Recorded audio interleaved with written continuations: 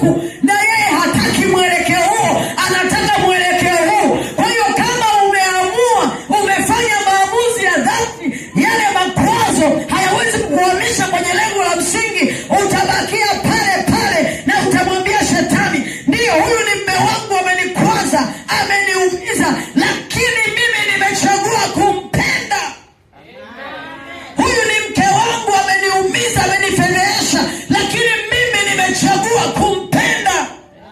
Hata shetani wakati huo atakuletea mwanamke mwingine au atakuletea mwanaume mwingine, wewe utasema huyo ni tembo tu, mtu wangu ni huyo huyo na mimi nachagua kumpenda. Unaamini ni ndogo? Hayo ni maamuzi umeamua. Hivi mchungaji, wewe ni Mnyamwezi au Msukuma? Wewe ni Msukuma. Angalia baba wa Kisukuma, ametoka Mwanza, amepita Shinyanga, amepita Tabora, amepita Singida. Halafu na mkoa gani mwingine? Ametoka Singida akaenda Manyara.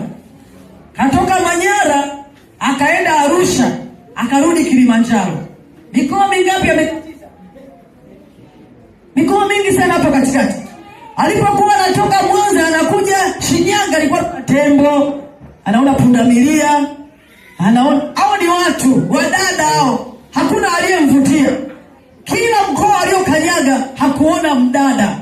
Akatua Kilimanjaro akampata mdada mpole mwenye sura ya upole. Sasa ili aweze kukaa na huyu mdada, lazima afanye maamuzi ya kukaza kumpenda huyu dada.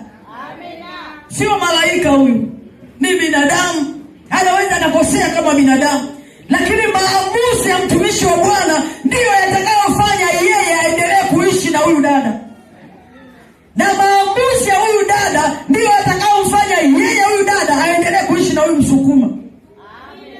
Kule Uchagani tunakula ndizi, Usukumani tunakula la mwidebe. Akipikiwa ndizi ya shibi Msukuma huyu. Mpaka ugali, ndizi wenyewe inaita matunda, yaani ndizi ni poza njaa. Wanauliza, kwani chakula bado? Chakula ndo hiki?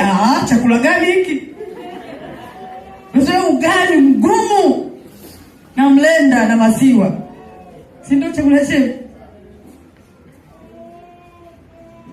Akipika ugali huenda amepika mbichi mara nyingi tu haujaiva. Lakini kwa sababu umeamua kumpenda, huwezi kujua